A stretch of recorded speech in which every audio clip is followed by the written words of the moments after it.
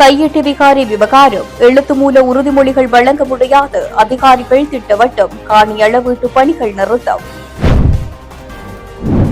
நிதி அமைச்சின் செயலாளர் வீட்டிற்கு முன்னால் பதற்றம் குவிக்கப்பட்ட போலீசார் சாணத்தால் தாக்கி விரட்டப்பட்டு போராட்டக்காரர்கள். மற்றும் ஒரு 6 லட்சம் அமெரிக்க டாலர் மாயம் நலிந்த வெளியிட்ட தகவல். மாயமான 2.5 மில்லியன் அமெரிக்க டாலர்கள் நாட்டு மக்களுக்கு ஜனாதிபதி கூறப்போகும் முக்கிய செய்தி. யாழைச் சேர்ந்த கடற்தொழிலாளரை கடுமையாக தாக்கி கடத்தி சென்ற தமிழக கடற்தொழிலாளர்கள். தமிழகத்தில் தஞ்சம் அடைந்திருந்த 3 இலங்கை தமிழர்கள் கைது. விடுதலை கனவை ஒரே பாடலில் உலகறிய வைத்து தேனிசை செல்லப்பா காலமானார்.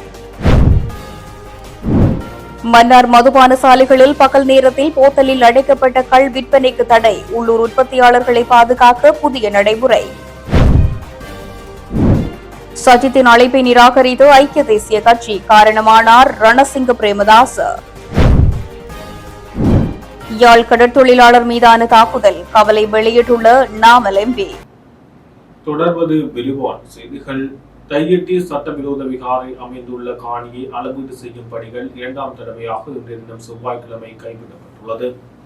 தையிட்டி சட்டவிரோத விகாரை அமைந்துள்ள காணியின் காணி உறுதிகளோடு உள்ள உரிமையாளர்கள் 17 பேரினதும் காணிகளின் வரைபடத்தை கீறுவதற்கு அளவீடு செய்யும் பணிகளுக்கு காணி உரிமையாளர்கள் விகாரை பகுதிக்கு அழைக்கப்பட்டனர்.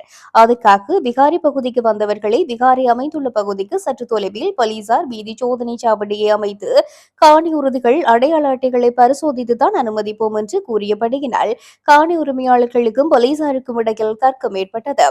இதனை அடுத்து அந்த இடத்துக்கு வருகை தந்த கிராம சேவையாளர் காணி உரிமையாளர்களை அங்கிருந்து விகாரை பகுதிக்கு அழைத்து சென்றார்.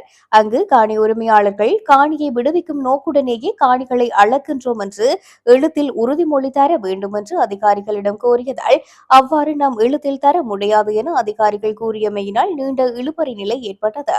பின்னர் விகாரை அமைந்துள்ள பகுதிக்குள் வலிவழக்கு பிரதேச சபைக்கு சொந்தமான பவானி வீதி அமைந்துள்ளமையினால் அவற்றினை அளவீடு செய்யும் பணிகள் இடம்பெற்றன. காணி உரிமையாளர்கள் காணிகளை விடுவிக்கும் நோக்குடனேயே அளக்கின்றோம் என எழுத்து மூல உறுதிமொழி தராது விடேன் காணிகளை அளவீடு செய்ய சம்மதிக்க மாட்டோம் என உறுதியாக நின்றமையினால் காணி அளவீட்டு பணிகள் 2ஆம் தடவையாக இன்றைய தினம் செவ்வாய்க்கிழமை தடைப்பட்டது. கடந்த 17ஆம் தேதி காணி அளவீட்டு பணிகளை முன்னெடுக்க தீர்மானிக்கப்பட்ட வேளை விகாராதிபதி அதற்கு சம்மதிக்காது போலீஸ் நிலையத்தில் முறைப்பாடு செய்தமையினால் அன்றைய தினம் காணி அளவீட்டு பணிகள் நிறுத்தப்பட்டு இருந்த நிலையில் இன்றைய தினம் 2வது தடவையாக காணி அளவீட்டு பணிகள் முன்னெடுக்கப்பட இருந்த நிலையில் காணி உரிமையாளர்களின் கோரிக்கை அதிகாரிகள் நிறைவேற்றாததால் அளவீட்டு பணிகள் கைவிடப்பட்டன. கொழும்பில் புத்த சாசன அமைச்சிலே நடைபெற்ற கலந்துரையாடலின் பிரகாரம் புத்த சாசன அமைச்சினுடைய செயலாளருடைய எழுத்து மூல அறிவுறுத்தலின் பிரகாரம் இன்றைய தினம் கொழும்பிலிருந்து புத்த சாசன அமைச்சினுடைய அதிகாரிகள் நில அளவை திணைக்களத்தின் உத்தியோகத்தர்கள் உட்பட யாழ்ப்பாணம் மாவட்டத்தினுடைய உத்தியோகத்தர்கள் சகிதம் நாங்கள் இன்று இந்த காணி அளவீட்டு நடவடிக்கைகளை முன்னெடுத்திருந்தோம். அந்த வகையிலே காணி உரிமையாளர்கள் 42 பேர் ஏற்கனவே இந்த பிரதேச செயலாளர் மூலம் பதிவு செய்திருந்தார்கள். தங்களுடைய காணியை அடையாளப்படுத்துவதற்காக அனுமதிக்குமாறு அந்த அனுமதிக்கப்பட்ட 42 பேரையும் நாங்கள் உள்ளே எடுத்து அவர்களை இந்த காணி அளப்பதற்கான நடவடிக்கையை முன்னெடுத்த போது அவர்கள் ஒவ்வொரு விதமான கோரிக்கைகளை வைத்தார்கள். முதலே நில அளவை திணைக்களத்தினுடைய கொழும்பு அதிகாரிகள் வந்திருந்தார்கள். அவர்களிடமிருந்து கொழும்பிலிருந்து வந்த சிங்கள உத்தியோகத்தர்களை அளக்க வேண்டிய தேவையில்லை, தமிழ் உத்தியோகத்தர்களை கொண்டு அளவுங்கள் என்று கோரினார்கள். அதற்கும் நில அளவை திணைக்களத்தினர் சம்மதம் தெரிவித்தார்கள்.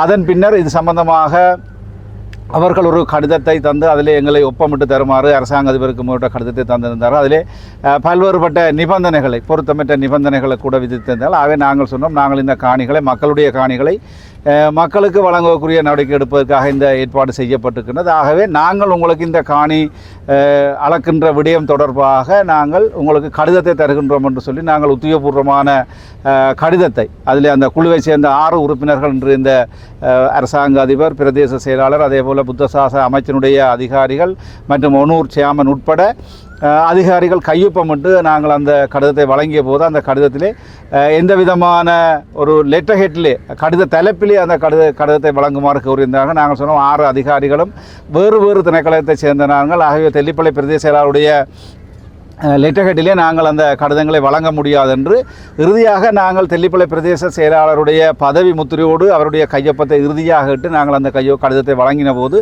அவர்கள் ஒரு சிறிய விடயத்திற்காக ஒரு கடித தலைப்பிலே இந்த கடிதம் இல்லை என்று சொல்லுகின்ற ஒரு காரணத்திற்காக அவர்கள் நாங்கள் அளக்க மாட்டோம் என்று சொன்னார்கள். நாங்கள் காலை 8 மணிக்கு இந்த பிரதேசத்திற்கு நாங்கள் எல்லோருமே வந்தோம் இந்த பொதுமக்களுக்குரிய காணிகளை அளவீடு செய்வதற்காக. ஆனால் அவர்களுடைய இத்தகைய நடவடிக்கை உண்மையிலே இந்த காணி அளவீடு தொடர்பான ஒரு முற்றுப்புள்ளியை வைப்பதற்குரிய நடவடிக்கையை எங்களால் எடுக்காமல் முடியவில்லை. ஏன்னா நாங்கள் கொழும்பில் நடைபெற்ற கூட்டங்களிலே இந்த காணிகளை அளக்கின்ற போது இந்த காணிக்குரியவர்களும் சமூகம் அளிக்க வேண்டும் என்று சொல்லுகின்ற பல்வேறுபட்ட கோரிக்கைகளை முன்வைத்ததன் அடிப்படையிலே அமைச்சு அல்லது அந்த குழுவினர் இந்த காணியிலே இந்த பொதுமக்களையும் அளப்பதற்குரிய ஏற்பாடுகளை மேற்கொண்டிருந்தார்கள். ஆகவே அவர்களுக்கு எழுத்து மூலமான அறிவுறுத்தலை நாங்கள் வழங்கியிருந்தோம். ஆகவே இன்று உண்மையிலே கொழும்பிலிருந்து வந்த அதிகாரிகள் நாங்கள் எல்லோருமே காத்திருந்து எந்த விதமான முடிவும் அவர்களாலே அந்த சொல்லப்பட்ட விடயம் ஒரு பொருத்தமான காரணத்தை கேட்டிருந்தால் உண்மையிலே நாங்கள் அதிலே நியாயபூர்வம் இருந்தால் நாங்கள் கேட்டுக்கலாம். ஒரு கடித தலைப்பிலே கடிதங்கள் தரப்படவில்லை அல்லது கடித தலைப்பிலே அந்த எங்களுடைய கையொப்பமிடவில்லை என்று சொல்லுகின்றது எந்த விதத்திலும் ஒரு நியாயபூர்வமான அல்ல ஒரு பொருத்தமற்ற விடயமாக இருக்கின்றது. ஆகவே இது உண்மையிலே எங்களுக்கு வேதனை அளிக்கின்றது. ஏனென்றால் இந்த பிரச்சனையை ஒரு முடிவுக்கு கொண்டு வர வேண்டும் என்று நாங்கள் அனைவரும் கௌரவ மாவட்ட ஒருங்கிணைப்பு குழு தலைவர், கௌரவ பாராளுமன்ற உறுப்பினர்கள் உட்பட அனைவருமே இது விடயங்களிலே நாங்கள் கூடிய அக்கறை எடுத்து செயற்பட்டிருந்தோம். ஆனால் இன்று அவர்கள் இந்த ஒரு கடித தலைப்பிலே கையொப்பமிடையில்லை என்று சொல்லுகின்ற ஒரு பொருத்தமற்ற அந்த கோரிக்கையின் காரணமாக இன்று இந்த அளவீட்டு பணி நடைபெறவில்லை.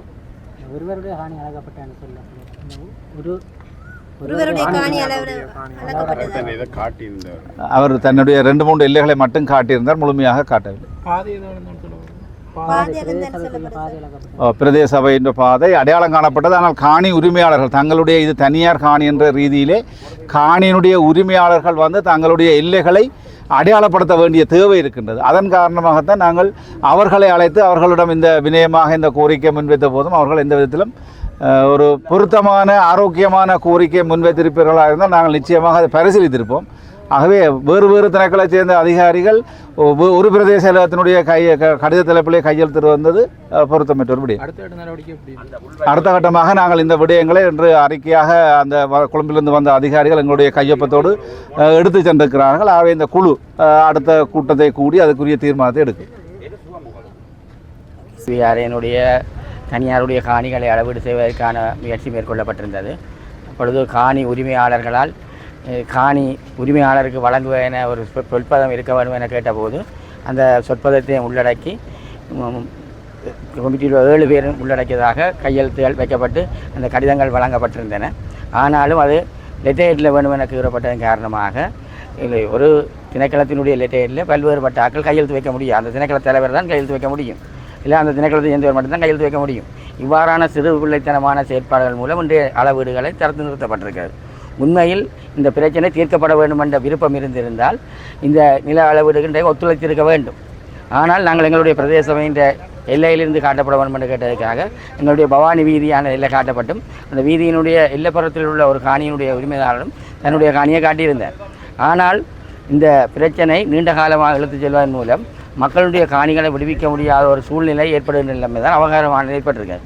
ஆகவே நாங்கள் இனி அடுத்த கட்ட நடவடிக்கை எவ்வாறு செய்வது என்பதை சிந்திக்க வேண்டிய தேவைப்பாடு எழுந்துள்ளது. ஏனென்றால் இது நான் நினைக்கிறது இன்னொரு அரசியல் கட்சிகளின் அழுத்தங்கள் இவர்கள் மீது பிரயோகிக்கப்படுகின்றன. குறிப்பாக இன்றைக்கு இந்த காணி அளவீடு செய்ய வேண்டும் என அளவீடு செய்ய வேண்டாம் என கஜேந்திரகுமார் பொன்னம்பலம் ஒரு கடிதத்தை அனுப்பியதன் மூலம் ஆரம்பத்திலிருந்து காணி அளவீடுகளுக்கு இவர்கள் சரியாக இருந்தார்கள். ஆனால் இன்றைக்கு சகல உத்தியோகத்தர்களும் இதை செய்து ஒரு வழங்குவதற்கான ஒரு முயற்சி மேற்கொண்டிருந்தார்கள். ஆனால் இதற்கு அந்த காணி உரிமையாளர் அரைவாசிக்கு மேற்பட்டோர் விருப்பம் இருந்தாலும் ஒன்றிணைந்து தாங்கள் இருக்க வேண்டும் என்ற அந்த தேவைப்பாட்டின் அடிப்படையில் அவர்கள் அந்த செயற்பாட்டுக்கு இடம் கொடுக்காமல் சென்றிருக்கின்றார்கள். ஒரு மனவருத்தத்தக்க செயல், ஒரு விடுவிக்கக்கூடிய சந்தர்ப்பம் இருந்தும் அதை விடுவிக்க முடியாமல் போனது. 2.5 மில்லியன் அமெரிக்க டாலர்கள் ஹேக்கர்களின் கைகளுக்கு சென்ற சம்பவம் தொடர்பாக நிதியமைச்சின் செயலாளர் ரசன சூரிய பெருமவுக்கு எதிராக கொழும்பில் எதிர்ப்பு போராட்டம் ஒன்று முன்னெடுக்கப்பட்டது. புதிய மக்கள் முன்னணியின் தலைவர் சுகீஸ்வர பண்டார உள்ளிட்ட குழுவினர் இன்று காலை பெலவத்தை அக்குரேகுடவில் உள்ள நிதி அமைச்சின் செயலாளரின் இல்லத்திற்கு சென்று போராட்டத்தில் ஈடுபட்டுள்ளனர். இதன்போது ஹர்ஷன சூரிய பெருமவின் இல்லத்திற்கு அருகே குறித்த குழுவினர் போராட்டத்தில் ஈடுபட்டிருந்த போது ஆர்ப்பாட்டக்காரர்களை இலக்கு வைத்து அங்கிருந்தவர்களால் முட்டை மற்றும் சாண வீச்சு தாக்குதல் மேற்கொள்ளப்பட்டதாக தெரிவிக்கப்படுகின்றது. இதனால் அந்த இடத்தில் பெரும் பரபரப்பு ஏற்பட்டதுடன் தாக்குதலை தொடர்ந்து இரு தரப்பினருக்கும் இடையே முறுகல் நிலை ஏற்பட்டு பதற்றமான சூழல் நிலவியுள்ளது. இதனை அடுத்து நிலைமையை கட்டுப்படுத்த சம்பவ இடத்திற்கு போலீசார் வரவழைக்கப்பட்டுள்ளனர். இதனை அடுத்து போலீசார் இரு குழுக்களுக்கும் இடையே இடம்பெற்ற மோதலை கட்டுப்பாட்டுக்குள் கொண்டு வந்து அங்கிருந்தவர்களை அகற்றியுள்ளனர். தபால் திணைக்களத்தால் செலுத்தப்பட்ட வெளிநாட்டு பணம் சம்பந்தப்பட்ட தரப்பினருக்கு கிடைக்காத சம்பவம் குறித்து அமைச்சரவை பேச்சாளரும் அமைச்சருமான நலிந்த ஜெயதிச சிறப்பு தகவல் ஒன்றை வெளியிட்டுள்ளார். அமைச்சரவை முடிவுகளை அறிவிப்பதற்கான ஊடக சந்திப்பில் பங்கேற்ற போது திரைசேரியில் செலுத்தப்பட்டு 2.5 மில்லியன் அமெரிக்க டாலர்கள் குறித்து விளக்கம் அளித்த அமைச்சர் அஞ்சல் துறையில் நடந்த இந்த சம்பவத்தை வெளிப்படுத்தியுள்ளார். அமைச்சரவை முடிவுகளை அறிவிப்பதற்கான ஊடக சந்திப்பில் பங்கேற்ற போது திரைசேரியில் செலுத்தப்பட்டு 2.5 மில்லியன் அமெரிக்க டாலர்கள் குறித்து விளக்கம் அளித்த அமைச்சர் அஞ்சல் துறையில் நடந்த இந்த சம்பவத்தை வெளிப்படுத்தியுள்ளார். இந்த விடயம் குறித்து அத்துறை ஒரு அறிக்கையை வெளியிட்டுள்ளது. குறித்த பரிவர்த்தனைகள் 2 வெவ்வேறு சமயங்களில் மேற்கொள்ளப்பட்டதாக முதற்கட்ட விசாரணைகளில் தெரியவந்துள்ளது. அது எவ்வாறு நிகழ்ந்தது என்பது தொடர்பில் அஞ்சல் திணைக்களம் மற்றும் குற்றவியல் புலனாய்வு திணைக்களத்தினால் ஒரு விசாரணை தொடங்கப்பட்டுள்ளது என்றும் குறிப்பிட்டுள்ளார். அரசு நிறுவனங்களில் தற்காலிக பதிலீடு ஒப்பந்தம் அல்லது நிவாரண அடிப்படையில் பணியாற்றும் சுமார் 9,800 ஊழியர்களை நிரந்தரமாக பணிக்கமர்த்துவதற்கான சுற்று நிருபத்தை வெளியிடுவதற்கு அமைச்சரவை அங்கீகாரம் வழங்கியுள்ளது. இதுவரை காலமும் தினக்கூலி அடிப்படையிலும் ஒப்பந்த அடிப்படையிலும் பணியாற்றியவர்கள் இந்த புதிய நடைமுறையின் கீழ் நிரந்தர சேவையில் உள்வாங்கப்பட உள்ளமை குறிப்பிடத்தக்கது. ஜனாதிபதி அனுரகுமார் திசாநாயக்க விரைவில் நாடாளுமன்றத்திற்கு வருகை தந்து விசேட உரையொன்றை ஆற்ற உள்ளதாக தகவல்கள் வெளியாகியுள்ளது. திரைசேரியில் இருந்து ஆஸ்திரேலிய அரசாங்கத்துக்கு செலுத்த வேண்டிய கடன் தொகைக்கான 2.5 மில்லியன் அமெரிக்க டாலர்களை ஹேக்கர்கள் குழு ஒன்று அபகரித்த விவகாரம் தற்போது பெரும் பேசுபொருளாகியுள்ளது.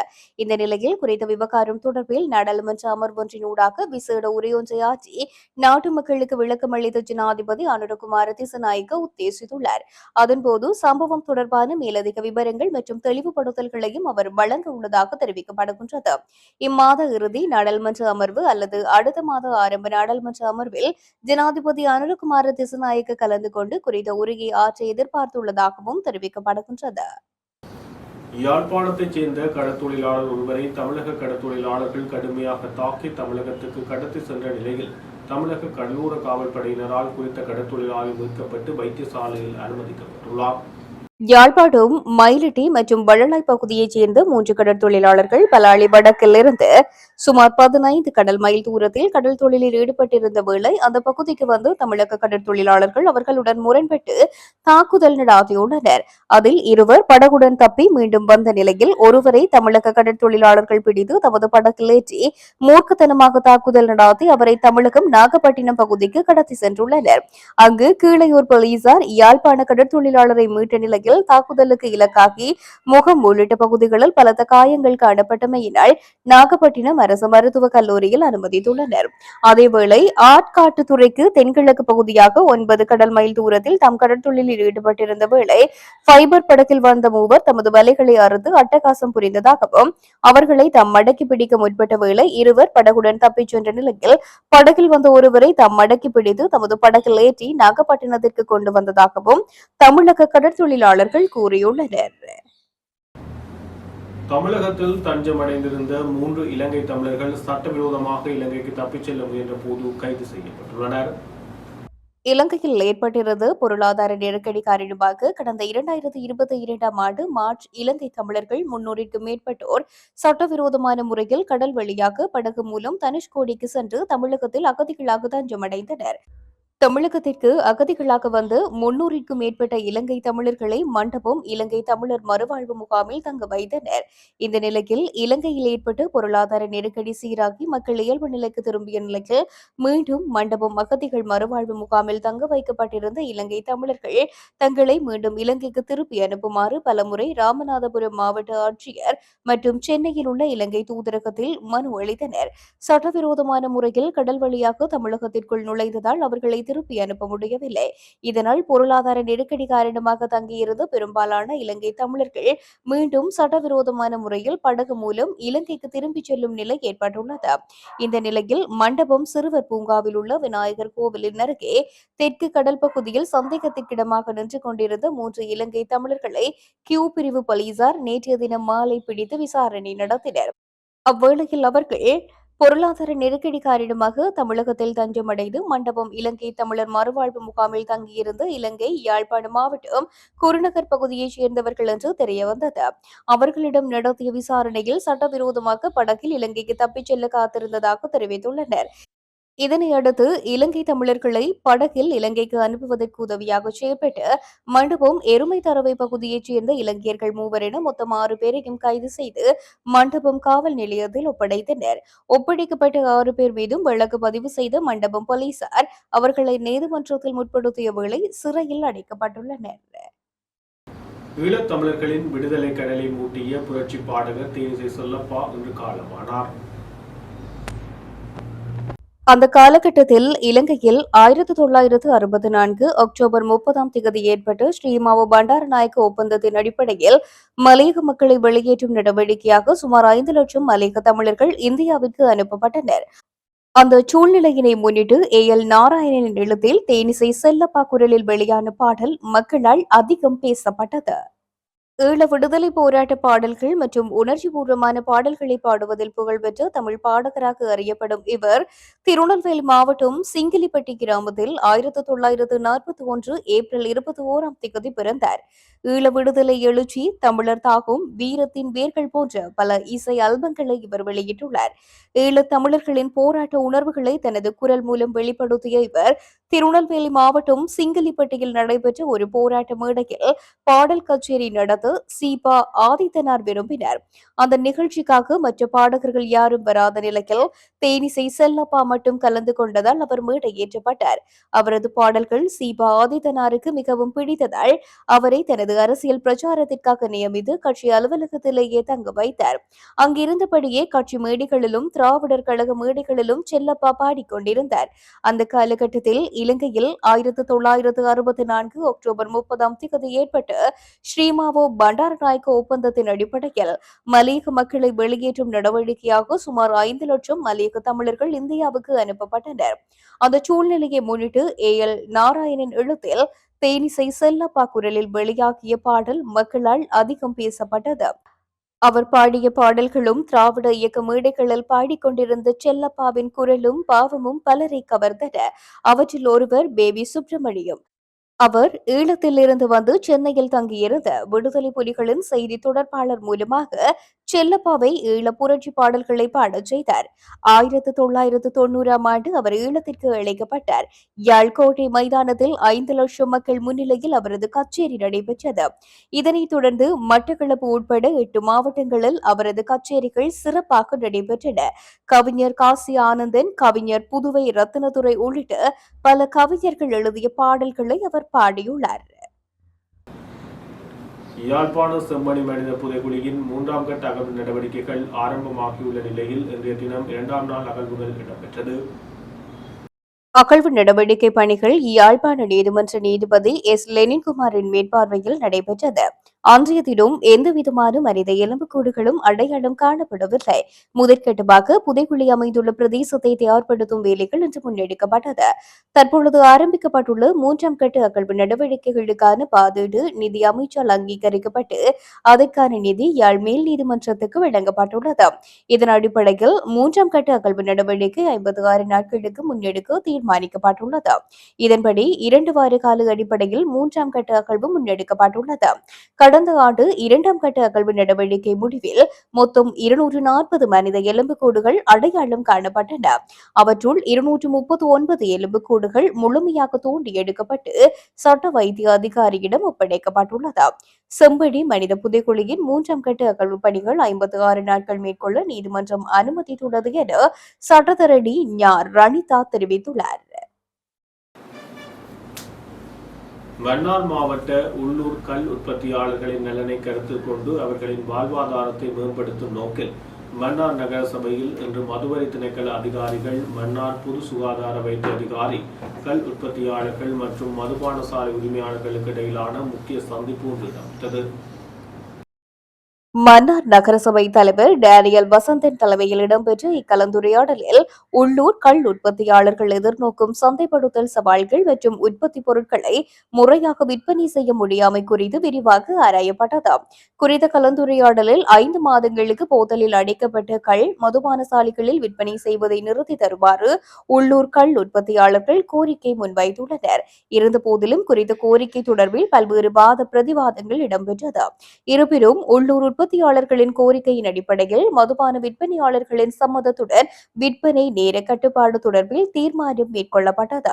அதன்படி மன்னார் நகர் பகுதியில் உள்ள மதுபான சாலைகளில் தினமும் காலை 10 மணி முதல் பிற்பகல் 2 மணி வரை போத்தலில் அடைக்கப்பட்ட கள் விற்பனையை தற்காலிகமாக நிறுத்தி வைப்பதற்கு தீர்மானிக்கப்பட்டது. உள்ளூர் உற்பத்தியாளர்களின் கள் விற்பனையை உறுதிப்படுத்தவே இந்த நடவடிக்கை எடுக்கப்பட்டுள்ளது.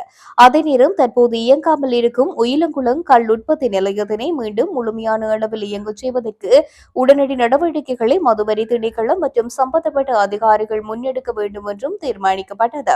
இதன் மூலம் உற்பத்தியாளர்களின் கள்ளனை தரமான முறையில் போத்தல்களில் அடைத்து வெளி மாவட்டங்களுக்கு சந்தைப்படுத்த முடியும் என்று எதிர்பார்க்கப்படுகின்றது.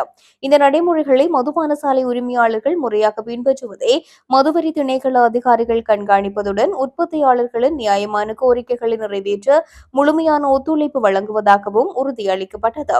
இந்த தீர்மானங்கள் மூலம் மன்னார் மாவட்டத்தின் தென்னை மற்றும் பனைசார் கள் உற்பத்தியாளர்கள் பெரும் நன்மை அடைவார்கள் என எதிர்பார்க்கப்படுவதோடு உள்ளூர் உற்பத்திகளுக்கான கேள்வி அதிகரிக்கும் என்று சுட்டிக்காட்டப்பட்டுள்ளது. யாழ்ப்பாணத்தைச் சேர்ந்த கடற்தொழிலாளர் ஒருவர் தமிழ்நாட்டில் சில கடற்தொழிலாளர்களால் தாக்கப்பட்ட சம்பவம் குறித்து பாராளுமன்ற உறுப்பினர் நாமல் ராஜபக்ச கவலை வெளியிட்டுள்ளார். குறித்த சம்பவம் தொடர்பாக அவர் தனது உத்தியோகபூர்வ எக்ஸ் தளத்தில் வெளியிட்டுள்ள பதிவிலேயே இந்த விடயத்தை தெரிவித்துள்ளார். அந்த பதிவில், எமது கடற்தொழிலாளர்களில் ஒருவரை தமிழ்நாட்டை சேர்ந்த கடற்தொழிலாளர்கள் கொடூரமாக தாக்கியுள்ள சம்பவம் மிகவும் கவலைக்குரியது. இத்தகைய வன்முறைகள் முற்றிலும் ஏற்க முடியாதவை. அரசு உடனடியாக தலையிட்டு அவரின் உடனடி பாதுகாப்பை உறுதி செய்து அவர் விரைவாகவும் பாதுகாப்பாகவும் நாட்டிற்கு திரும்புவதற்கு தேவையான அனைத்து நடவடிக்கைகளையும் எடுக்குமாறு நான் வலியுறுத்துகின்றேன். வடமாகாணத்தைச் சேர்ந்த எங்கள் கடற்தொழிலாளர்களை பாதுகாக்க வலுவான எல்லை கட்டுப்பாட்டு நடவடிக்கைகள் அவசியம் என்பதையும் வலியுறுத்துகின்றது. தமிழ்நாடு அரசியல்வாதிகள் இலங்கை தமிழர் பிரச்சினைகளை அரசியல் லாபத்திற்காக பயன்படுத்துவதில் திறமையாக இருந்தாலும் தமிழ்நாடு நிலப்பரப்பில் அதுவும் அங்குள்ள காவல்துறையினரின் முன்னிலையில் எங்கள் கடற்தொழிலாளர்கள் தாக்கப்படும் போது அமைதியாக இருப்பது கவலைக்குரியது என்று பதிவிட்டுள்ளார். இத்துடன் ஜெஃப்னா கேலரியின் இரவு நேர பிரதான செய்திகள் நிறைவு பெறுகிறது. மேலும் செய்திகளை அறிந்து கொள்ள நமது இணையதள பக்கமான www.jeffnagallery.lk என்ற இணையதளத்துடன் இணைந்திருங்கள்.